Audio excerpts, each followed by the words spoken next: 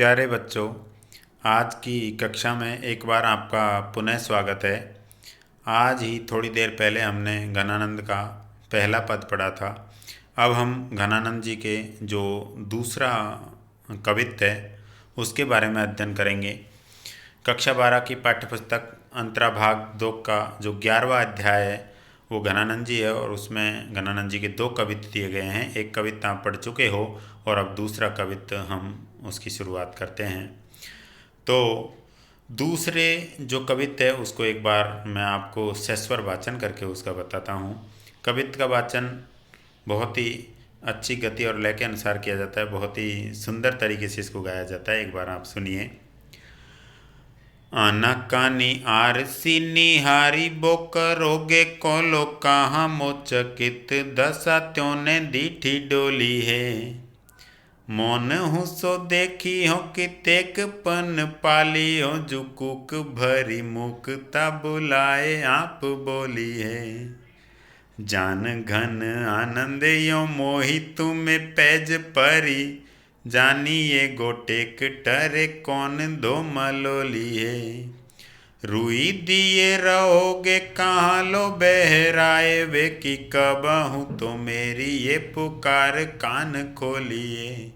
हाँ कब हूँ तो मेरी ये पुकार कान खोलिए। कब हूँ तो मेरी ये पुकार कान खोलिए। सर्वप्रथम इस कविता का हम संदर्भ देखेंगे।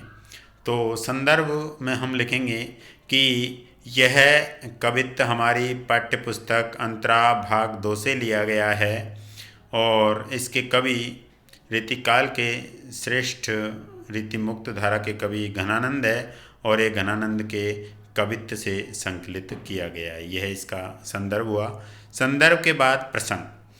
प्रसंग में हम लिखेंगे कि घनानंद जी अपने दूसरे कवित्त में कहते हैं कि हे सुजान, तुम कितनी निष्ठुर हो। तुम मेरी बातों को जानबूझ करके टाल रही हो और आपने मुझसे न मिलने की एक होड़ लगा ली है, एक कसम सी खा रखी है, लेकिन फिर भी मेरी भी ये होड़ है आपसे कि मैं आपको एक दिन बुलवा करके ही छोड़ूंगा। अर्थात आपको अपना जो प्रण है वो तोड़ना ही पड़ेगा और आप मेरी बातें आप तक पहुंच रही है लेकिन आप फिर भी उनको सुनना नहीं चाहती हो। आप जानबूझ करके और अपने कानों से उनको सुनना नहीं चाहती हो, बहरी बनी हुई हो। लेकिन मेरी जो पुकार है, यदि मेरा प्रेम सच्चा है तो एक न एक दिन आपको अपने कानों से ज़रूर सुनना होगा। इस बात को यहाँ पर बताया गया है। इसको आप प्रसंग में लिखोगे। इसके अलावा तीसरा जो बिंदु है वो कठिन शब्दार्थ है। तो कठिन शब्दार्थ में आप 5-6 कठिन शब्दार्थ लिखोगे। जैसे कि आप देख सकते हो इस कवित्त का जो पहला शब्द है आनाकानी, ये कठिन शब्दार्थ है। आनाकानी का अर्थ है टालम टोल करना या बात को टाल देना। बात को जानबूझ करके नहीं सुनना, उसको टाल देना, ये आनाकानी शब्द का अर्थ है। इसके अलावा पहली लाइन में निहारी वो शब्द आया है। निहारी वो का मतलब है देख कर। इसके अलावा दूसरी जो पंक्ति है उसमें दीठी शब्द आया है। दीठी का अर्थ होगा दृष्टि। इसके अलावा तीसरी जो लाइन है उसमें पाली हो शब्द आया है, पालन करना। और मूकता, चौथी लाइन में मूकता शब्द है। मूकता शब्द का अर्थ है मौन या गूंगापन। इसके अलावा 5वीं लाइन में पैज शब्द है। पैज का अर्थ होगा बहस या होड़। छठी लाइन में मलोलिये शब्द आया है। इसका अर्थ आप लिख सकते हो मन में मलाल होना, पछतावा होना। इसके अलावा 7वीं लाइन में बहराए बहरे बनने की क्रिया अर्थात जानबूझ करके नहीं सुनना, ये बहराए का अर्थ है। और अंतिम लाइन में जो मेरी ये शब्द है इसका मतलब है मेरी ये मेरी करुण पुकार। तो इस प्रकार से 5-7 जितने भी कठिन शब्दार्थ है वो आप इसमें लिख दोगे। इसके बाद इसका जो चौथा बिंदु आता है वो आता है व्याख्या। और यही बिंदु सबसे मुख्य होता है, व्याख्या। इसके अंक भी बहुत ज़्यादा होते हैं। जब सप्रसंग व्याख्या आती है तो कम से कम 3 अंक इसके होते हैं। तो हम अब इनकी व्याख्या करते हैं। पहली 2 लाइनों को आप देखिए। आना कानी आरसी निहारी बो करोगे कोलो कहाँ मोचकित दशा त्योने दीठी डोली है। एक एक शब्द का अर्थ आप समझिए। आना कानी, पहला शब्द यहाँ पर आना कानी है, इसका अर्थ है बात को टालना या टालम टोल करना। आरसी, आरसी शब्द का अर्थ होता है दर्पण या शीशा। यहाँ पर जो आरसी शब्द का प्रयोग हुआ है वो हुआ है महिलाएं जो अंगूठे में एक आभूषण पहनती है जिसमें कि शीशा लगा हुआ होता है और उस शीशे को सामने करने पर अपनी मूर्त उसमें दिख जाती है, अपनी छवि उसमें दिख जाती है। तो उस आभूषण के लिए यहाँ पर आरसी शब्द का प्रयोग हुआ है। निहारी वो देख कर, कोलो, कोलो शब्द का मतलब है कब तक। कहा मो चकित, चकित का मतलब है आश्चर्यचकित। दशा मेरी जो स्थिति है, दशा का मतलब स्थिति। दीठी, दीठी का अर्थ है नज़र। तो इस प्रकार से इन दो लाइनों का अर्थ होगा कि आना कानी आरसी निहारी वो करोगे कोलो। यहाँ कवि घनानंद अपनी प्रेमिका सुजान से कहते हैं कि तुम मेरी बात को कब तक टालती रहोगी। आना कानी शब्द से अर्थ निकलेगा कि आप मेरी बात को जानबूझ करके टाल रही हो, आप मेरी बात को जानबूझ करके नहीं सुन रही हो, तो आप मेरी बात को कब तक टालते रहोगे। और फिर हम इसका अर्थ लेंगे आरसी निहारी वो करोगे कोलो, और आप कब तक अपना जो आभूषण है, जो आपके अंगूठे में जो आभूषण है और उसमें शीशा लगा हुआ है, उसमें अपनी ही छवि को, अपने ही रूप को कब तक निहारते रहोगे और कब तक मेरी बातों को टालते रहोगे। कहा मोचकित दशा त्योने दीठी डोलिए, मेरी जो आपके प्रेम में ये दीनहीन आश्चर्यचकित कर देने वाली स्थिति हो गई है, इसको आप अपनी दृष्टि से क्यों नहीं देखते हो, आप इस पर अपनी दृष्टि क्यों नहीं डालते हो। अर्थात मैंने जो आपसे प्रेम किया है उस प्रेम में मेरी दशा अत्यधिक स्थिति आश्चर्यचकित कर देने वाली हो गई है, स्थिति बहुत ही दीनहीन हो गई है। इसको आप क्यों नहीं देख रहे हो, इसको आपको देखना चाहिए। और आप तो केवल अपने हाथ के अंगूठे में जो शीशा लगा हुआ है उस आभूषण में, उसी में अपना रूप देख रहे हो, मेरी बातों को टाल रहे हो। अगली दो लाइनों का अर्थ है मौन हूँ सो देखी हो कितेक पन पाली हो, जुकूक भरी मूक तब बुलाए आप बोली है। मौन हूँ सो देखी हूँ, यहाँ कवि गणानंद कहते हैं कि यदि आप मेरी बात सुनना नहीं चाहती है तो चुप होकर के, मौन होकर के कम से कम मेरी तरफ देख तो ज़रूर लीजिए। एक बार मौन होकर, चुप होकर ही मेरी तरफ नज़र कर लीजिए, मुझे देख लीजिए। कितेक कितने, पन प्रण या प्रतिज्ञा, पाली हों पालन करोगे। आपने ये प्रण कर रखा है कि आप मुझे दर्शन नहीं दोगे, आप मुझे नहीं देखोगे, तो आप इस प्रतिज्ञा का पालन कब तक करते रहोगे। मैं भी इस बात की परीक्षा लेना चाहता हूँ, मैं भी इस बात को देखना चाहता हूँ कि आप अपनी प्रतिज्ञा पर कब तक अटल रहते हो। मैं आपकी प्रतिज्ञा को तुड़वा कर ही रहूँगा, मैं आपकी प्रतिज्ञा को भंग करके ही रहूँगा। अर्थात आपको एक बार अवश्य मेरी तरफ देखना ही पड़ेगा। कूक भरी मुख तब बुलाए आप बोलिए। यहाँ कवि घनानंद कहते हैं कि मेरे हृदय से जो पुकार उठ रही है, कूक भरी का मतलब है पुकार उठना, मेरे हृदय से आपके लिए एक पुकार उठ रही है, मूकता, लेकिन वो कैसी पुकार है, हृदय से तो उठती है लेकिन होठों से बाहर नहीं आती है। तो मेरे हृदय से जो पुकार उठ रही है वो मूक है, मौन है, वो बाहर नहीं आ रही है, केवल मैं हृदय से ही आपको याद कर रहा हूँ। और एक कूक मेरे हृदय से उठ रही है, एक पुकार मेरे हृदय से उठ रही है, लेकिन वह पुकार बाहर नहीं आ रही है, आवाज़ के रूप में बाहर नहीं आ रही है, मूक है, मौन रूप से उठ रही है। तो मैं इस प्रकार से मेरे हृदय से जो आवाज़ उठ रही है वो मौन आवाज़ से मैं आपको बुला रहा हूँ, आप बोलिए।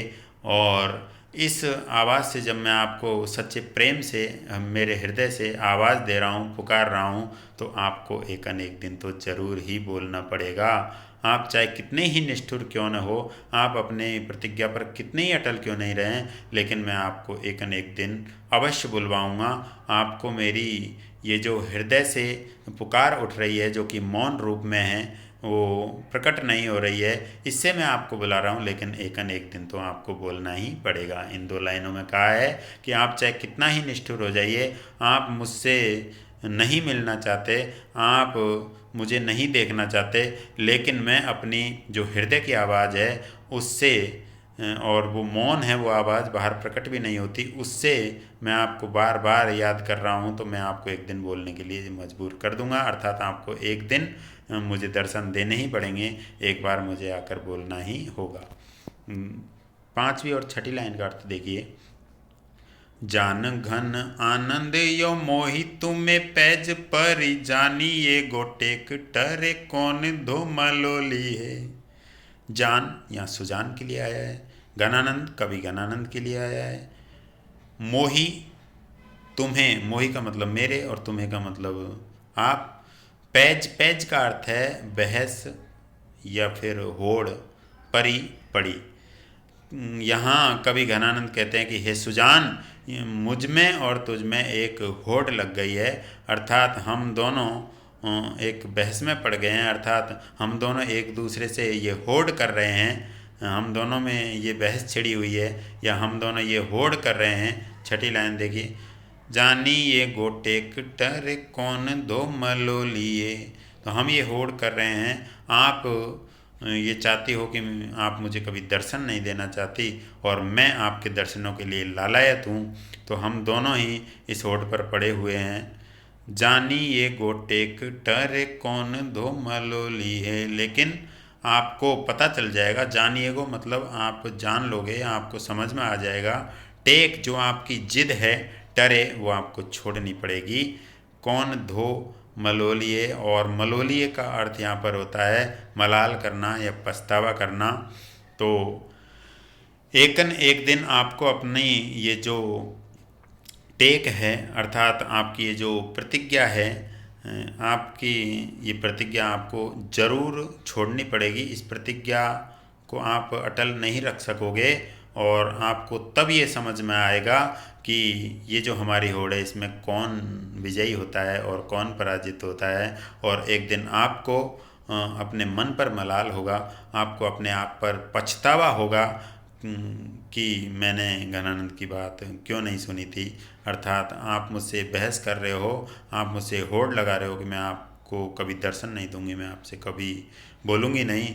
तो मैं भी आपसे होड़ करता हूँ कि एक दिन आपको ये ज़रूर समझ आएगा, आपको आपकी प्रतिज्ञा तोड़नी पड़ेगी, और आपको बड़ा मलाल होगा, आपको बड़ा पछतावा होगा कि मेरे प्रेमी को मुझे दर्शन जरूर देने चाहिए थे, अर्थात मेरे प्रेमी से मुझे ज़रूर मिलना चाहिए था। घनानंद का जो प्रेम है प्यारे बच्चों, घनानंद जैसा प्रेम इस दुनिया में देखने को बहुत ही कम मिलता है।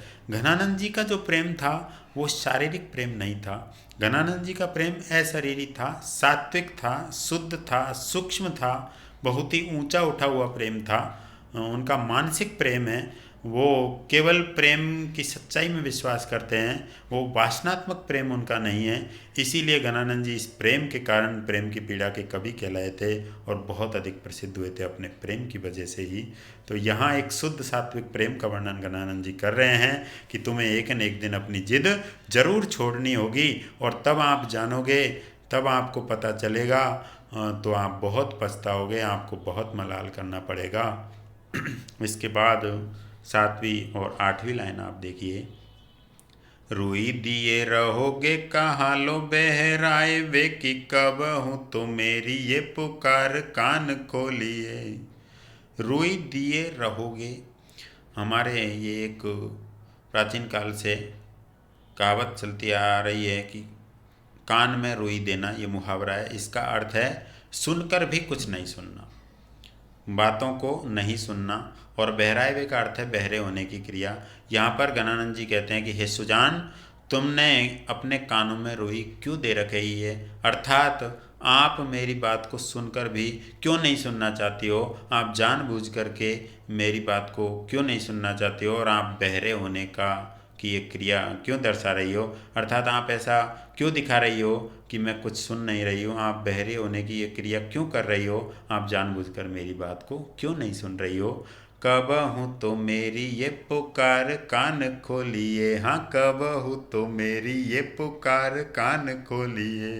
और घनानंद जी अपनी प्रेमिका सुजान से कहते हैं कि कब हूँ कभी तो मेरी ये जो मेरी करुण पुकार है ये आपके कान कभी न कभी तो खोलेगी। मेरे हृदय से जो करुण पुकार आपके प्रेम में उठ रही है, मैं आपको बार बार आपका दर्शन करना चाहता हूँ, आपसे मिलना चाहता हूँ। और ये मेरे शुद्ध सात्विक प्रेम की जो पुकार है ये किसी न किसी दिन तो ज़रूर रंग लाएगी और ये आपके कान खोल देगी और आप मुझे दर्शन दोगे, आप मेरे प्रेम को सुन लोगे।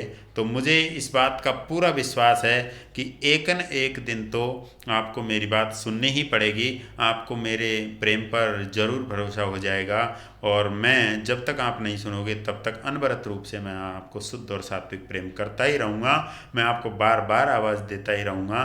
तो मैं ये आशा करता हूँ, मुझे बहुत विश्वास है इसके ऊपर कि कभी न कभी तो मेरी जो ये करुणा से भरी हुई पुकार है, मेरे हृदय के शुद्ध सात्विक प्रेम का जो भाव है वो आपके कानों को खोल देगा और आप मेरे प्रेम को शुद्ध सात्विक मानोगे और आप मुझे दर्शन दोगे, आप मुझे ज़रूर मिलोगे। इस प्रकार से ये इसका अर्थ है। एक बार फिर आप इसका अर्थ देख लीजिए। आनाकानी आरसी निहारी वो करोगे कोलो कहाँ मोचकित दशा त्यों दीठी डोलिए। आप मैं आपको बार बार पुकार रहा हूँ, आप जानबूझकर मेरी बात को क्यों टाल रहे हैं, ये आनाकानी का अर्थ है। इसके बाद आप अपना ही सुंदर रूप, आपके अंगूठे में जो आभूषण आपने पहन रखा है जिसमें शीशा लगा हुआ है उसमें अपने ही रूप को निहार रहे हो, जबकि मेरी बातों की आप आनाकानी कर रहे हो। आप मेरी इस दीनहीन दशा जो आश्चर्यचकित कर देने वाली है इस पर दृष्टि क्यों नहीं डालते हो हे सुजान, मेरी और भी कभी न कभी दृष्टि जरूर डालो और मुझे दर्शन दीजिए। तीसरी चौथी लाइन का अर्थ है मौन हूँ सो देखी हो कितेक पन पाली हो जुकूक भरी मुक्ता बोलाए आप बोली है। आप मुझसे बात नहीं करना चाहती, आप मुझे दर्शन नहीं देना चाहती तो ठीक है, लेकिन आप मौन होकर के एक बार मेरी तरफ नज़र कर लीजिए, एक बार मुझे देख लीजिए कि तेकपन पाली हो जो आप कितनी प्रतिज्ञा का पालन करती हो, मैं भी ये देखना चाहता हूँ। आपने जो प्रतिज्ञा कर रखी है कि मैं घनानंद की और कभी नहीं देखूंगी, मैं उनको कभी दर्शन नहीं दूंगी, तो मैं भी ये देखना चाहता हूँ कि आप अपनी इस प्रतिज्ञा पर कब तक अटल रहती हो। मेरे हृदय से कूक भरी मूकता, मेरे हृदय से जो पुकार उठ रही है वो पुकार मौन है, वो प्रकट नहीं हो रही है, क्योंकि वो हृदय से तो उठ रही है लेकिन ओठों से बाहर नहीं आ रही है। तो मेरी जो पुकार उठ रही है वो मौन से भरी हुई है, उससे मैं आपको बुला रहा हूँ और मुझे विश्वास है कि आपको एक दिन जरूर बोलना पड़ेगा, आपको जरूर उस पुकार को सुन कर के आना पड़ेगा। पांचवी और छठी लाइन फिर देखिए आप। जान घन आनंद यो मोहि तुम्हें पैज परि जानी ये गो टेक टरे कौन धोमलो लिए। यहाँ गणानंद जी कहते हैं कि ये सुजान तुझ में और मुझ में ये होड़ मच रही है, ये होड़ हमारे दोनों के बीच में पड़ी हुई है कि आप मुझे दर्शन देना नहीं चाहती और मैं आपके दर्शन करके रहूँगा। तो ये होड़ जो मच रही है उसमें एक दिन आप जरूर समझ जाओगे, जानिएगो का मतलब समझ जाओगे, आप इसको जान लोगे। टेक टरे आपकी जो प्रण है, आपकी जो प्रतिज्ञा है वो आपको एक दिन छोड़नी होगी। टरे टरे का मतलब टालनी होगी, छोड़नी होगी और आपको उस दिन बड़ा पछतावा होगा, आपको उस दिन अपने मन में बड़ा ही मलाल होगा। इस बात को आप समझ लीजिएगा। हमारे बीच में जो होड़ पड़ी है मैं भी देखना चाहता हूँ इसमें कौन विजयी होता है। रुई दिए रहोगे कहा लो बहराए वे कि कब हूँ तो मेरी ये पुकार कान खोलिए। और यहाँ कवि गणानंद पद के अंत में फिर कहते हैं कि हे सुजान तुम अपने कानों में क्यों रुई दिए हुए हो, अर्थात आप जानबूझकर सुनते हुए भी मेरी बातों को क्यों नहीं सुन रही हो और बहरे बनने का प्रयास क्यों कर रही हो। कभी तो मेरी जो ये हृदय की पुकार है, प्रेम भरी पुकार है, वो आप तक पहुँचेगी और आपके कानों को खोल देगी और आप मुझसे मिलने आओगे, आप मुझे दर्शन जरूर दोगे। इस प्रकार से इसका ये अर्थ है। यदि हम इसमें विशेष की बात करें तो इसमें पहला विशेष हम लिखेंगे कि इसमें घनानंद जी ने अपनी प्रियतमा जो सुजान है उसकी निष्ठुरता का वर्णन किया है। आनाकानी कर रही है, टाल रही है, बार बार मिलना नहीं चाहती, तो यहाँ सुजान की निष्ठुरता का वर्णन स्पष्ट रूप से हुआ है। दूसरा बिंदु, छंद की बात करें तो वही कवित्त छंद है, जिसमें 16 वर्णों और 15 वर्णों पर यति के साथ कुल 31 वर्ण होते हैं, वो कवित्त छंद होता है। तो यहाँ छंद में कवित्त है। और यदि रस की बात करें तो यहाँ वियोग श्रृंगार रस की अभिव्यक्ति हुई है, क्योंकि ये दोनों ही दूर है और घनानंद अपनी प्रेमिका से मिलना चाहते हैं, प्रेमिका घनानंद से नहीं मिलना चाहती है, तो वियोग श्रृंगार रस का जो सौंदर्य है वो दृष्टव्य है। इसके अलावा यदि हम इसमें भाषा की बात करें तो साहित्यिक ब्रज भाषा का प्रयोग हुआ है। भाषा यहाँ सरस है और भावपूर्ण है, भावों को व्यक्त करने वाली है। यदि हम अलंकारों की बात करें तो इसमें सर्व प्रमुख जो अलंकार आया है वो अलंकार चौथी लाइन में आया है, कूक भरी मूकता बुलाए आप बोलिए। कूक भरी और मूकता इन दो शब्दों में विरोधाभास अलंकार है, जहाँ पर दो विरोधी बातें एक साथ आए और वहाँ विरोध का सा अनुभव हो, वहाँ विरोधाभास अलंकार होता है, और ये घनानंद जी का प्रिय अलंकार भी है। तो कूक भरी का मतलब है पुकार से भरी हुई, और मूकता का मतलब है मौन। तो यहाँ पर जो पुकार हो सकती है वो मौन कैसे हो सकती है?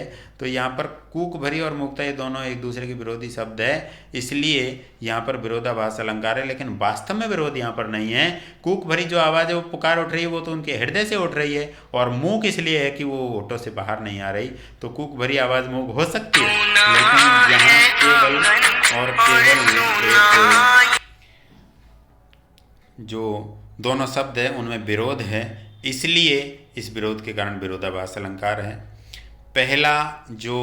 पहली लाइन है उसमें आप देखिए, आनाकानी आरसी, आनाकानी में आ आया है, आरसी में भी आया है, तो यहाँ छः का अनुप्रास है, 2 बार आ शब्द की आवृत्ति हुई है। करोगे कोलो, यहाँ भी कै की बार बार आवृत्ति है, तो यहाँ भी छः का अनुप्रास अलंकार है पहली लाइन में। इसके अलावा तीसरी लाइन में पन और पाली हो, यहाँ भी छः का अनुप्रास अलंकार होगा। इसके अलावा 5वीं लाइन में पैज और परी, यहाँ पै शब्द की आवृत्ति है, तो यहाँ भी छः का अनुप्रास अलंकार होगा। इसके अलावा जो अंत में दूसरी लाइन के अंत में डोली है शब्द आया है और चौथी लाइन के अंत में बोली है शब्द आया है, तो डोली है और बोली है में अंत्यानुप्रास अलंकार है। इसी प्रकार से छठी पंक्ति में मलोली है और 8वीं पंक्ति में खोली है, तो यहाँ पर भी अंत्यानुप्रास अलंकार का सौंदर्य दृष्टव्य है। तो इस प्रकार से ये दूसरा आपका पद यहाँ पर समाप्त होता है। इसमें कुछ प्रश्न बनते हैं कि जो सुजान है वो अपने रूप को कहाँ निहार रही है, तो अंगूठे में जो उनके आरसी लगा हुआ है, जो आभूषण है उसमें जो शीशा लगा हुआ है उसमें निहार रही है। तो प्यारे बच्चों, ये दूसरा कवित्त था घनानंद जी का। आप इसको ध्यान से पढ़ें, बार बार पढ़ें और आप इसका अर्थ आसानी से कर पाओगे। अब हम अगली क्लास में घनानंद जी के सवैये लेकर के मिलेंगे। यदि ये क्लास आपको अच्छी लगी हो तो लाइक करें इस वीडियो को और सब्सक्राइब करें। अब हम मिलते हैं अगले वीडियो में।